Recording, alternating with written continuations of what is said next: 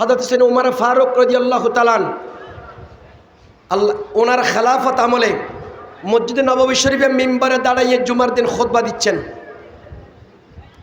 খুতবা দেওয়ার মাঝখানে হঠাৎ তিনি বলে উঠলেন, ইয়া সারিয়া আল জাবাল, ইয়া সারিয়া আল জাবাল, ইয়া সারিয়া আল জাবাল। সাহাবা ইকরাম ওনার নামাজের পরে খুতবার পরে ওনাকে জিজ্ঞেস করলেন, হুজুর আপনি তো মাঝখানে এমন একটা কথা বলেন যার আগে আর পরে কোনো মিল নেই। খুতবার যে স্টাইল আপনি দিচ্ছেন, যে বিষয়ে দিচ্ছেন, বিষয়ের সাথে মিলে না এমন বাক্য আপনি মাঝখানে উচ্চারিত করলেন, তার হিকমত মাজেজা কি? বলেন, যার জন্য বলেছি তারা আসুক, তাদের জবান থেকে শুনে নিও।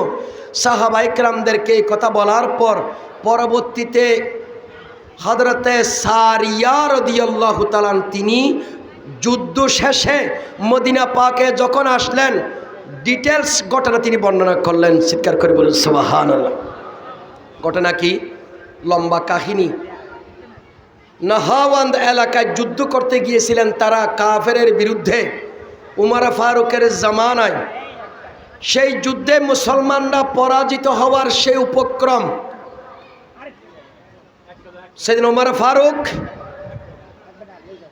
হযরতে সারিয়া বলেন, আমার নবীর সাহাবারা আমরা যখন একটা পাহাড়ের পাদদেশে এসে দাঁড়ালাম, যুদ্ধের প্রস্তুতি নিচ্ছিলাম, এমত অবস্থায় হঠাৎ একটা আওয়াজ শুনলাম। নাই কোনো মোবাইল, নাই কোনো রাডার, নাই কোনো প্রযুক্তি। এমন সময় আমার কানে একটা আওয়াজ এসেছে, আমার হযরতে উমর ফারুকের আওয়াজ। আল্লাহু আকবার। হাজার হাজার মাইল দূর, কোথায় নাহাওয়ান ইয়ামানের, আর কোথায় মসজিদে নববী শরীফ মদিনা পাক। আমার কানে হযরত উমর ফারুকের সাউন্ড, আওয়াজ আমার কানে লাগলো। তিনি বলেন, ইয়া সারিয়া আল জাবাল, হে সারিয়া পাহাড়ের দিকে তাকাও, পাহাড়কে ভয় করো, পাহাড় দিকে খেয়াল করো। এই আওয়াজ আমার কানে আসতে, টেলিফোনটা আসতে আমি পিছনের দিকে তাকালাম, দেখতে পাচ্ছি পাহাড়ের চূড়ায় কাফেররা বড় বড় পাথর নিয়ে দাঁড়িয়ে আছে। অল্প কিছুক্ষণ পরেই তারা সেই পাথরগুলো আমাদের দিকে ছুটে মারতো, আমাদের দিকে ছুড়ে মারতো, আমাদের দিকে নিক্ষেপ করতো। হযরত উমর ফারুকের সেই আওয়াজ যদি আমরা না পেতাম, সবাই ধ্বংস হয়ে যেতাম, শহীদ হয়ে যেতাম। একমাত্র উমর ফারুক আমাদেরকে রক্ষা করেছেন। জোরে বলেন সুবহান। আমার ভাইরা, এটা কোন দৃষ্টি, কোন শক্তি? যেই শক্তি কোন দুনিয়ার যন্ত্রতন্ত্র মন্ত্রের ব্যবহার প্রয়োজন হয়নি। খলিফাতুল মুসলিমিন হযরত উমর ফারুকের সেই দৃষ্টি কোথায়?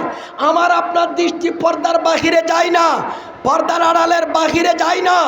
আমার আপনার দৃষ্টি সীমানা আছে। উমর ফারুকের দৃষ্টি হাজার মাইল দূরে, দুশমন কোথায় দাঁড়িয়ে আছে নবীর সাহাবা ইকরামের রক্ষার জন্য। ইয়া সারিয়া আল জাবাল বলেছেন খুতবার মাঝখানে, খুতবা দিচ্ছেন মসজিদে নববীতে, রক্ষা করেছেন নাহাওয়ানদের সাহাবা ইকরামদেরকে। কথা বলে ঠিক না? এই দৃষ্টি শক্তি দিয়েছেন কে? আর একটু জোরে বলেন কে? এই দৃষ্টি শক্তিকে আল্লাহর নবী ইরশাদ করেছেন, ইত্তাকু ফারাসাতাল মুমিনিন ফাইন্নাহুম ইয়ানজুরুনা বিনুরিল্লাহ। আল্লাহু আকবার। আমার নবী বলেছেন, ও আমার সাহাবারা, ও আমার উম্মতের নরনারীরা, ইত্তাকু ফারাসাতাল মুমিনিন, তোমরা মুমিনদের ফারাসতকে ভয় করো, মুমিনদের দৃষ্টিকে ভয় করো, আল্লাহর ওলিদের দৃষ্টিকে ভয় করো।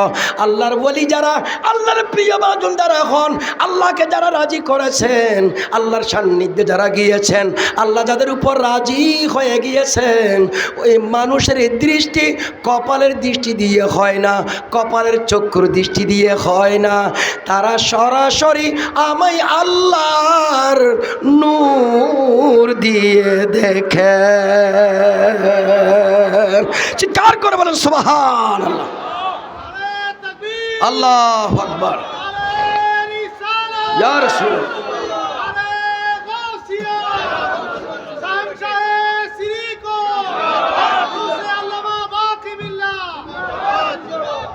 আল্লাহর ওলিরা দেখে আমার দেশের মধ্যে এখন শুরু হয়ে গেল মাজার ভাঙ্গা। কথা বলেন ঠিক কিনা? আমার দেশে শুরু হয়ে গেল মববাজি। আমার দেশের মধ্যে দুর্গা পাহাড়ে দেয় মুসলমান আর মাজার ভাঙ্গে তৌহিদবাদী জনতা। কথা বলে ঠিক কিনা? মাজার পাহারা দিয়ে মুসলমান আর মুসলমানের মাজার ভাঙ্গে তৌহিদি জনতা। কোন দেশে বসবাস করছি জানি না। আমার ভাইরা আমার, এই দেশে ইসলাম এনেছে ওলি আল্লাহরা, কোনো সন্দেহ আছে? সবাই জবান করে বলুন ঠিক কিনা? সেই আল্লাহর ওলির মাজারে প্রথম হামলা করেছে তৌহিদি জনতা নামে এই সমস্ত বেঈমানেরা। কথা বলেন ঠিক কিনা? আর বেঈমান বা মূর্তি পাহারা দিয়েছে এরা। তো যাদের সঙ্গ মূর্তি, এরা মাজার রাখবে? রাখবে না। এরা ওলি আল্লাহ বুঝে না, ওলি আল্লাহ চিনে না। এদের এখন জিন্দা ওলি বের হয়েছে একটা। কথা কন ঠিক কিনা? এদের ওলিটা জিন্দা, কোনো দরবেশের কাছে যেতে হবে না। যিনি মাদ্রাসায় পড়ে না, স্কুলে জেনারেল লাইনে পড়ে, এখন নাকি জিন্দা ওলি হয়ে গেছে। মাজার ভেঙ্গে ওলি হতে পারে এইরকম ইতিহাস পৃথিবীর ইতিহাসে নাই। আর বাবা কথা বলে ঠিক কিনা? হ্যাঁ, মাজার ভেঙ্গে ওলি বিদ্বেষী হলে এদের শাস্তির ব্যাপারে হাদিসে এসেছে, মান আদ আলী ওলিয়া ফাকাদ আযানতুহু বিল হারবে। যারা আমার ওলির বিদ্বেষ রাখে, ওলির বিরুদ্ধে কথা বলে, ওলিকে হিংসা করে, ওলি আল্লাহকে আক্রমণ করে, ওলি আল্লাহর বিরুদ্ধে অস্ত্র ধরে, জানে রাখো আমি আল্লাহ তাদের বিরুদ্ধে যুদ্ধ ঘোষণা করলাম। ঠিক কিনা? আর জোরা বলেন ঠিক কিনা? আজকে পেপার পত্রিকা খুব ভালো করে দেখতেছি, জানি না কি জন্য তারা দিচ্ছে, দিতে পারে। এটাও কিন্তু মনে রাখবেন, আপনাদেরকে আমি স্পষ্ট ভাষায় বলছি। এই জন্য আমার কিছু ভাইরা না বুঝে করেন, কিছু ভাই জেনে করেন। যারা না জেনে করেন তাদের জন্য আমার এই উপদেশ। আমার আমাদের বিরুদ্ধে যারা আছেন, আহলে সুন্নাত ওয়াল জামাতের বিপরীতে যারা আছেন, ওই ভাইদের মধ্যে যারা না জেনে এই কাজগুলোর মধ্যে লিপ্ত হন, তাদের জন্য জেনে রাখা দরকার 2016 সাল মীর কাসেম সাহেবকে যখন ফাঁসিতে ঝুলানোর ডেট হয়ে যায়, এর আগের রাত্রে জেলার তার কাছে জেলের নিয়ম অনুযায়ী প্রস্তাব দিয়েছিলেন, পৃথিবীর কোন খাবার আজকে আপনার খেতে ইচ্ছা হয়, জেল কোড অনুযায়ী সেই খাবার সাপ্লাই দেয়, যেই খাবার চায়। আমি যতটুকু জেনেছি শুনেছি সেটাই বলছি। সেদিন তিনি বলেছিলেন, আমার পৃথিবীর কোন খাবার বাকি আছে, প্রায় দেশে যাওয়া হয়েছে, খাবার খেয়েছি, ফল ফ্রুটস খেয়েছি, আমার এত কিছু খাবার প্রয়োজন নেই। আমার খাবারের একটা মনে ইচ্ছা, সেটা হচ্ছে হযরতে শাহজালাল বাবার দরবারে যে হালুয়া পাক করানো হয়, আমার সেই হালুয়া খেতে ইচ্ছা হয়। জোরে বলেন সুবহানাল্লাহ। এটা মীর কাসেম সাহেবের, যারা এখন বলতেছেন তিনি রোজা রেখে শহীদ হয়েছেন, না, ওনাকে রাত্রে কি করা হয়েছে, ফাঁসি দেওয়া হয়েছে, রাত্রে তো রোজা নাই। কথা বলে না ঠিক কিনা? সুতরাং আমরা সেটা নিয়ে বলতে চাই না। ওনার জীবনের শেষ সায়ান্নে তিনি যেটা খেতে চেয়েছেন, সেটা শাহজালাল বাবার দরবারে যে হালুয়া পাক করানো হয়, সেই ওরসের হালুয়া ওনার খেতে ইচ্ছা হয়েছে। কিরে বাবা, দুনিয়ার এত খাবার থাকতে শাহজালাল বাবার দরবারের হালুয়ার এত প্রেম কেন? শেষ সময় হলো তিনি বুঝতে পেরেছেন পৃথিবীর হালুয়ার দাম নাই, ওই হালুয়ার দাম যেই হালুয়ার সাথে শাহজালালের সম্পর্ক হয়। কথা বলে ঠিক না? মরার আগে হলো বুঝতে পেরেছেন বলে আপনাকে ধন্যবাদ জানাই। আল্লাহর ওলি চিনতে পেরেছেন, কিন্তু আপনার শাগিরিদরা এখন করতেছে মাজার ভাঙতেছে। কথা কোনটি কিনা? আর বাবা জোরা বলেন ঠিক কিনা? আল্লাহ সকলকে বুঝার তৌফিক দান করুন। আল্লাহর ওলিদের সোহবতে গেলে কি হয় ইতিহাস সবার জানা আছে। আমাদের এই ভারত উপমহাদেশ বিজয় যারা করেছেন অধিকাংশ আল্লাহর ওলিরা, ঠিক না ঠিক? আর বাবা একটু কথা বলে না ঠিক কিনা? আমার দেশের যে নিবন্ধিত 48টি দল আছে, একটা দলও সেই জমানায় ছিল না। কথা কন ঠিক কিনা? তার মানে ভারত উপমহাদেশে ইসলাম এনেছে এই 48 দল বাদ দিয়ে যারা ছিল তারা। আর কথা বলেন ঠিক কিনা? তো এই দল কারা? ওই দল হচ্ছে আল্লাহর ওলির দল, ওই দল হচ্ছে ওলি আল্লাহর দল। ওরা কারা? ওলি আল্লাহ। এরা কারা? এরা হচ্ছে নবীওয়ালারা। এরা কারা? এরা হচ্ছে আহলে সুন্নাত ওয়াল জামাতের প্রেমিকেরা। কথা বলে ঠিক কিনা? কিন্তু আজকে কি হচ্ছে? মববাজি হচ্ছে। মববাজি কি? ওলি আল্লাহর মাজার ভাঙ্গা। আমি আপনাদেরকে একটা মিসাল দিই। আমার পূর্বে আমার ভাই শুরু করেছিলেন। আমরা আজকে ওলি আল্লাহর মর্যাদা দিতে জানি না, না জানার কারণে আমাদের সমস্যাটা হচ্ছে কোথায় এটা বুঝতেও পারি নাই। আল্লাহ বলেছেন ওয়াজআলনাল জিবালা আওতাদা। এখানে আলেম ওলামার পরিবেশ, মাদ্রাসার মাহফিল। যেই মৌলবী তাফসীর করতেছে, কোরআন শরীফ পড়তেছে, হাফেজ নামে ভুল, ইন্নামা আল ইসরে উসরা, কোরআন শরীফ পড়তে পারেন, এটা জগৎ বিখ্যাত মুফাসসির এদের কাছে। কোরআন শরীফ পড়ে কি? ইন্নামা আল ইসরে ইউসরা। তো যে মৌলবী কোরআন শরীফ পড়তে পারে না, এদের দাম কত? ফ্রাডুগার নিয়ে চলেরা। ওয়াজআলনাল জিবালা আওতাদা।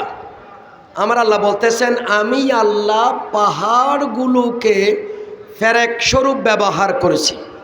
সুবহানাল্লাহ বলেন। ফেরাক বুঝুন তো? আপনার ফেরাক বুঝুন তো? ফেরেক, হ্যাঁ, তার কাটা। তার কাটা হিসেবে আল্লাহ ব্যবহার করেছেন পাহাড়কে। কথাটা কার? আল্লাহর। আমার সাথে একটু বুঝলে কথা বলবেন। আল্লাহ নিজে বলতেছেন ওয়াজআলনাল জিবালা আওতাদা। আমি আল্লাহ পাহাড় সমূহকে তার কাটা হিসাবে ব্যবহার করেছি। তার মানে পৃথিবী যখন সৃষ্টি হয় পানিতে টলমল করে, তখন এই পৃথিবীকে স্থির করার জন্য আমার আল্লাহ মাঝে মাঝে এলাকায় এলাকায় পাহাড় বসাইয়ে দিয়েছেন। এই পাহাড়গুলোকে ফেরেক কাটা, তার কাটা হিসেবে আল্লাহ ব্যবহার করেছেন।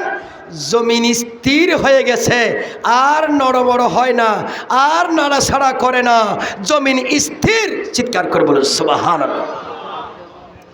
আল্লাহকে প্রশ্ন করেন, আল্লাহ পাহাড় ছাড়াও তো আপনি জমিনকে স্থির করতে পারতেন, পাহাড় কেন বসালেন? পাহাড় বসানোর কি দরকার? আল্লাহ তুমি ইচ্ছা করলে পাহাড়কেও এইভাবে পাহাড় ছাড়াও জমিনকে স্থির করে রাখতে পারতাম। আল্লাহ কাটা তার স্বরূপ, কেন পাহাড়কে তুমি ব্যবহার করলে? এই আয়াতকে সামনে নিয়ে আমার দেশের মধ্যে পরিবেশবাদীরা, এরা যারা সায়েন্স এবং গবেষণা করে, তারা ফতোয়া দিচ্ছে যে পাহাড় কাটো না, পাহাড় কাটলে ভূমিকম্প হবে, পাহাড় কাটো না, পাহাড় কাটলে পরিবেশ নষ্ট হবে, দূষিত হবে। যেখানে পাহাড় কাটা হয় সেই দেশের মধ্যে ভূমিকম্প বেশি হয়। এটা আমাদের বর্তমান সায়েন্স পরিবেশবাদীরা এই যুক্তি তর্ক নিয়ে আমাদের সামনে হাজির। দেশের আইন করা হয়েছে পাহাড় কাটা যাবে না। কথা বলে ঠিক কিনা? ঠিক। পাহাড়ে জমিন স্থির রাখে, তার মানে ভূমিকম্প হবে না। আচ্ছা আপনাদেরকে একটা প্রশ্ন করি, এখন যেই দেশে পাহাড় নাই সেই দেশের মধ্যে তো ভূমিকম্প হয়। কথা বলেন হয় কিনা? আর একটু জোরে বলেন হয় কিনা? কথা পাহাড়েই নাই, সেখানে ভূমিকম্প হয় কেন? এই আয়াতের একটা ব্যাখ্যা তাফসীর কারকদের মধ্যে সুফিয়া ইকরাম একটা সুন্দর একটা ব্যাখ্যা করেছেন। আমি এটা বলার জন্য আপনাদেরকে এই আয়াতটা সামনে আনলাম। আল্লাহ পাক পাহাড়কে ফেরাক স্বরূপ ব্যবহার করেছেন। সুফিয়ায়ে কেরাম বলেন ওয়াজআলনা আল আউলিয়া আওতাদা। সুবহানাল্লাহ বলেন। আমি আল্লাহ এই পৃথিবীকে ঠিক রাখার জন্য আমার ওলিদেরকে আমি ফেরাক হিসাবে ব্যবহার করেছি। চিৎকার করে বলো সুবহান। আর উচ্চ স্বরে বলেন আল্লাহু আকবার। ওয়াজআলনাল আউলিয়া, আমি আল্লাহ ওলিদেরকে তার কাটা হিসাবে, যাতে জমিন শক্ত হয়, জমিন ঠিক থাকে, সেই জন্য আমি আল্লাহ ওলি আল্লাহদেরকে দুনিয়ার মধ্যে পাঠিয়েছি, ওলি আল্লাহদেরকে প্রেরণ করেছি, ওলি আল্লাহদের এই দুনিয়ার মধ্যে প্রেরণ করেছি যাতে জমিন ঠিক থাকে। আরে জমিনে থাকে মানুষ, জমিন ঠিক থাকা দরকার নাই। জমিনের উপর যারা আছে তাদেরকে ঠিক রাখার জন্য আমি আল্লাহ যুগে যুগে, দেশে দেশে, গ্রামে গঞ্জে, এলাকায় এলাকায় আমার বন্ধু ওলি আল্লাহদেরকে ফেরাক স্বরূপ ব্যবহার করি। চিৎকার করে বলেন সুবহান। ফেরাক স্বরূপ মানে কি একটু খেয়াল করেন। ফেরাক দিলে জায়গাটা শক্ত হয়। আমাদের দুইটা তক্তা, দুইটার মাঝখানে একটা ফেরাক মারলে এটা টেবিল হয়ে যায়। একটা দুইটা তক্তা ফেরাক মারলে সেটা আবার আমার চৌকি হয়ে যায়, আমার খাট হয়ে যায়, আমার মঞ্চ হয়ে যায়, আমার চেয়ার আর সোফা হয়ে যায়, শক্ত হয়ে যায়, নাড়াচাড়া করে না। আমার ভাইরা বন্ধুরা আমার, দেখুন পৃথিবীর যুগে, পৃথিবীর বিভিন্ন দেশে আজ থেকে 1400 বছর ইতিহাস যদি দেখেন, যেই জায়গায়, যেই স্থানে আল্লাহ রসুলের বিরুদ্ধে, দিন ধর্মের বিরুদ্ধে যখন কোনো জাতি, কোনো গোষ্ঠী, কোনো রাজ্যের রাজা, মন্ত্রী, মিনিস্টার, এমপি, চেয়ারম্যান, কমিশনাররা যখন দেশের মানুষ আল্লাহর ওলির বিরুদ্ধে, আল্লাহ রসুলের বিরুদ্ধে কথা বলে, আল্লাহ রসুল দিন ধর্মের বিরুদ্ধে কথা বলে, ও দিন ধর্মের উপর আঘাত করে, আমার আল্লাহ সেই এলাকার উপযুক্ত এমন একজন বড় ওলি পাঠান, যে ওলির মাধ্যমে গোটা এলাকা শক্ত ভূমিতে পরিণত হয়। কথা বলেন ঠিক কিনা? ইতিহাস দেখেন।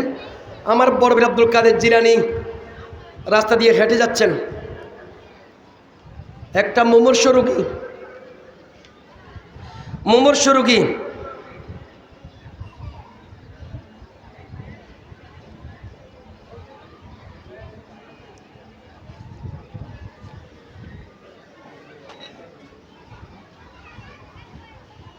গৌসে পাক মুমূর্ষ রোগীর দিকে একটু হাত টেনে দিলেন। হাতটা ধরতে মুমূর্ষ রোগী দাঁড়াইয়ে গেলেন। কিরে তোমার এখন দেখলাম তুমি মরা মরা ভাব, আমার হাত পেতে তুমি দাঁড়াইয়ে গেলে? তো উত্তরে বলতেছেন, ও বড় পীর আব্দুল কাদের, আমি কোনো মুমূর্ষ রোগী নই, আমি কোনো মানুষ নই, আমি হলাম আপনার নানা জানের দিন ধর্ম ইসলাম। একটু উচ্চস্বরে। বাদশাহ মুস্তানজাদ বিল্লাহ সহ ওই জামানায় অধিকাংশ রাজ্যের মানুষকে মুতাজালারা এমনভাবে গ্রাস করে নিয়েছে, দিন ধর্ম দুর্বল হয়ে গিয়েছে, মাযহাব মিল্লাত দুর্বল হয়ে গিয়েছে। আমার আল্লাহ, আমি যেই দিন ধর্ম আপনার নানা জানের এত দুর্বল হয়ে গেলাম, আপনি আব্দুল কাদের জিলানী যখন আমার গায়ে হাত দিয়েছেন, আমার হাতে হাত লাগাইয়েছেন, আমি জিন্দা হয়ে দাঁড়িয়ে গেলাম, মানে হচ্ছে আপনার মাধ্যমে আবার দিন ধর্ম পুনরুজ্জীবন হবে। জোরে বলেন সুবহান। বড় আব্দুল কাদের জিলানী হেঁটে যাচ্ছেন, সেখান থেকে যেদিকে যায় সেদিকের মানুষ ওনাকে সালাম দেন, ইয়া আসসালামু আলাইকুম ইয়া মহিউদ্দিন, আসসালামু আলাইকুম ইয়া মহিউদ্দিন, আসসালামু আলাইকুম ইয়া মহিউদ্দিন। আল্লাহ, আমার নাম আব্দুল কাদের, আমার সবাই মহিউদ্দিন বলে কেন? পরবর্তীতে বুঝতে পারলেন ওই যে মুমূর্ষু গিয়ে বলেছিলেন আপনার মাধ্যমে দিন ধর্ম আবার পুনর্জীবন হবে, পুনরুদ্ধার হবে, আমার নাম উনি বলেছিলেন দিন ধর্ম জিন্দা হবে, সেখান থেকে উপাধি মহিউদ্দিন, তিনি মরা ধর্মকে আবার জিন্দা করবে, তার নাম বড় পীর আব্দুল কাদের জিলানী। কথা বলে ঠিক কিনা? আর চিৎকার করে বলুন ঠিক কিনা? তো যেই সময় সরকার পর্যন্ত মুতাজিলা বাতিল ফেরকা, ৭২ ফেরকার মধ্যে একটা ফেরকার নাম মুতাজিলা, সেই ৭২ ফেরকার জাহান্নামী দলের একটা দল মুতাজিলা মুস্তানজাদ বিল্লাহর আমলে সেই সময় অধিকাংশ মুতাজিলা হয়ে গিয়েছে। সেই সময় পেয়ারা নবীর সেই দিন ধর্ম রক্ত মাখা ইসলাম জিন্দা করার জন্য ওই রকম একটা শক্তিশালী ফেরাগের দরকার। উনি কে? উনি আর কেউ নয়, তিনি গৌসুস সাকালাইন মিরানে পীর মীর মহিউদ্দিন আবু আব্দুল কাদের জিলানী গিলানী আল হাসানি ওয়াল হুসাইনি আল বাগদাদিকে আল্লাহ পাঠাইয়েছেন। কথা বলে ঠিক কিনা? ভাই আমার, হিন্দুস্তানের জমিন দেখেন, যেই জমিনের মধ্যে হাজার হাজার হিন্দু, বুদ্ধ, খ্রিস্টান, মগ, চাকমা, মুসলমান নাই বললেই চলে, সেই জায়গায় যেখানে গো পূজা করে, গোমূত্র খায়, সেই মানুষগুলো সকাল সন্ধ্যা উঠে ঘরটাকে গোমূত্র দিয়ে পরিষ্কার করে। কথা কোনটি কিনা? আমাদের দেশের হিন্দুরা ঘুম থেকে উঠে আগে গোমূত্র দিয়ে ঘরটাকে লিপে পরিষ্কার হয়, এদের দৃষ্টিতে পরিষ্কার হয়, আমাদের দৃষ্টিতে আরো নাপাক করে। কথা বলেন ঠিক কিনা? সেই জাতি ওই জায়গার মধ্যে আমার পেয়ারা নবী আল্লাহ পাক এমন একজন ব্যক্তিকে পাঠাচ্ছেন, যখন জিয়ারত করতে গেছেন মদিনা পাকে, রওজা পাকতে আওয়াজ আসতেছে, ইয়া মাঈনুদ্দিন ইযহাব ইলাল হিন্দ ইন্নী জাআলতুকা সুলতানাল লিল হিন্দ। ও মাঈনুদ্দিন, তুমি হিন্দুস্তানের জমিনে চলে যাও, আমি নবী তোমাকে হিন্দুস্তানের বাদশা বানাইলাম। আরো চিৎকার করে বলেন সুবহানাল্লাহ। আমার নবী হিন্দুস্তানের বাদশা বানাইলেন খাজা মঈনুদ্দিন চিশতিকে। আরে এখানে তো হিন্দু বাদশা আছে, গৌর গোবিন্দ, এখানে পিতৃরাজ আছে, এখানের মধ্যে আবার কে বাদশা হবে? তো বোঝা যাচ্ছে হিন্দু যত বড় শক্তিশালী বাতিল, সেখানে অত বড় মজবুত ফেরাগের দরকার। ওই ফেরাগটা হচ্ছে খাজা মঈনুদ্দিন চিশতি আজমিরি। কথা বলে ঠিক কিনা? আর বাংলার জমিনে গৌর গোবিন্দ এই দেশের মধ্যে গরু জবাই করার কারণে মানুষ হত্যা করেছে গৌর গোবিন্দ। সেই দেশের মধ্যে একটা শক্ত ফেরাগের দরকার। সেই ফেরাগটা আল্লাহর ওলি হযরতে শাহজালাল ইয়ামানি মুজাররদিকে আমার আল্লাহ পাঠিয়েছেন বাংলাদেশের জমিনে।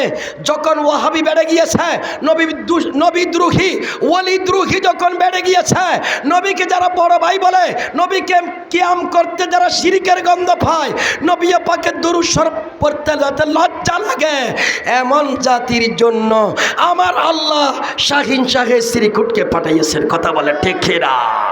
আরো জোরে বলেন ঠিক কিনা? বন্ধুরা আমার, এই দেশে হাজারো মিছিল হয়, কোনো মিছিলের ফতোয়া নাই। মা দিবস, বাবা দিবস, জোতা দিবস, তুতু দিবস, কথা কোন ঠিক কিনা? এত দিবস পালন হয়, কোনো দিবসের ফতোয়া নাই। কিন্তু যার স্বাধীনতা দিবস পালন হয়, আপনার 21শে ফেব্রুয়ারি ভাষা দিবস পালন হয়, আপনার বিজয় দিবস 16 ডিসেম্বর পালন হয়, এই দেশে আরও কত দিবস, দোয়া দিবস, 5ই মে থেকে শুরু করে কত রকমের দিবস পালন হয়। কোনো দিবসের উপর ফতোয়া মোল্লা মৌলবীর নাই। ফতোয়া এক জায়গায়, সেই ফতোয়া মিলাদুন্নবীর জশ্ন জুলুসের বিরুদ্ধে। কথা বলে ঠিক কিনা? আরো চিৎকার করে বলো ঠিক কিনা? ওই দেশে মিলাদুন্নবী পালন করার জন্য, জশ্নে জুলুস করার জন্য আল্লামা তৈয়ব শাহ হুজুরকে আল্লাহ পাঠাইয়েছেন। কথা বলে ঠিক কিনা? নারায়ণগঞ্জের জমিন দেখেন, আজকে কদম রসুল আল্লাহর ওলিদের নবীর সেই নালান মোবারকের চিহ্ন আছে না নাই? আরো জোরে আছে না নাই? বন্ধুরা আমার, আমি কথা বলা শেষ করি। আপনাকে এতগুলো উদাহরণ দেওয়ার আর হাজারো হাজার। বাদশাহ আকবর দ্বীন ইলাহিয়া সৃষ্টি করেছে, বেজাল ধর্ম, চতুর্দিকের এলম নিয়ে মোল্লা ফিয়াজুদেরকে নিয়ে একটা ধর্ম বানিয়েছে। ওই ধর্মের নাম দ্বীনে ইলাহি। সব কিছুরই ধর্ম, সবার রাজি রাখছে। একজনের কলম একজনকে রাজি করতে পারে নাই, তিনি আর খেয়ে আমার আল্লাহ এমন একজন ব্যক্তিকে পাঠিয়েছেন, তিনি হলেন হযরত মুজাদ্দিদ আলফে সানি স্যার হিন্দি ফারুকি। ওনার এক কলমের খোসায় বাদশাহ আকবরের দ্বীন ইলাহিয়া তছনছ হয়ে যায় এবং দ্বীনে আমার পেয়ার নবীর দ্বীন ইসলাম আবার হিন্দুস্তানের জমিনে জীবন পায়। কথা বলে ঠিক না? দেওবন্দ মাদ্রাসা প্রতিষ্ঠা, তাদের প্রতিষ্ঠা লগ্ন থেকে পাঁচজনই বেয়াদবি করেছে। সেই বেয়াদবদের সাহায্য করার জন্য এমন একজন কলম সম্রাট দরকার। ওই কলম সম্রাটকে পাঠাইছেন আমার আল্লাহ, তিনি হলেন ইমামে আহমদ রেজা খান ফাজলে বেরলভিকে। কথা বলে ঠিক না? হাটহাজারী মাদ্রাসার ওয়াহাবি মুফতি ফাইজুল্লাহ, এদেরকে সাহায্য করার জন্য আমার আল্লাহ পাঠাইছেন শের বাংলা হুজুরকে। কথা বলে ঠিক না? ও আমার ভাইরা বন্ধুরা আমার, বুঝতে পারলাম ওয়াজআল্লাল আউলিয়া তাদা, আমি আল্লাহ ওলিদেরকে ফারাক স্বরূপ ব্যবহার করছি। মানি ঈমান আকীদা রক্ষার জন্য আমি আল্লাহ মজবুত আমার প্রিয় বান্দাদেরকে পাঠাই, যাতে মানুষের ঈমানগুলো রক্ষা পায়। যে এলাকায় যত বড় নবীদ্রোহী, সেই জায়গায় তত বড় আল্লাহ প্রেমিক ওলিকে আল্লাহ পাঠান। সে এই ঘটনাগুলোর সারমর্ম হচ্ছে, পাহাড় কাটলে ভূমিকম্প হয় যারা বলছেন, তাদের বিপরীতে আমরা বলি পাহাড় নাই যে দেশে সেই দেশেও ভূমিকম্প হয়। তার মানে পাহাড় নির্ভর করে না, আল্লাহ পাহাড় আল্লাহর হুকমে, ভূমিকম্প আল্লাহর হুকমে। পাহাড় সৃষ্টি হয়েছে আল্লাহর হুকমে, ভূমিকম্প দেও আল্লাহ, পাহাড়ের উপর নির্ভর করে না। থাকার না থাকা, কাটার না কাটার উপর নির্ভর না। এটা ভূমিকম্প হওয়ার পিছনে হাজারো কারণ থাকলে অন্যতম কারণ হবে যেই দেশে আল্লাহর ওলির গায়ে হাত দেওয়া হয় সেই দেশে ভূমিকম্প হয়। কথা বলে ঠিক না? সুতরাং আজকে বাংলার জমিন অস্থির, মাপবাজি, বিচার চাইতে গেলে তাদেরকে ধরে, খুনিদেরকে আজকে বাহা দেওয়া হচ্ছে। কথা কর ঠিক না? আমরা হারাইছি রইসুদ্দিনকে, আমাদের প্রাণপ্রিয় ছাত্র। আজ পর্যন্ত একজন লোককে পুলিশ ধরতে পারল না। যেই দেশের পুলিশ এত চৌকস, ইঁদুরে গর্তে ঢুকে থাকলো সেই ইঁদুর ধরতে পারে। কথা কর ঠিক না? বাংলা ভাই আব্দুর রহমানরা গর্তের ভিতরে ছিল, সেখান থেকে ধরতে পেরেছে, কিন্তু রইসুদ্দিনের খুনিরে আজ পর্যন্ত ধরতে পারল না।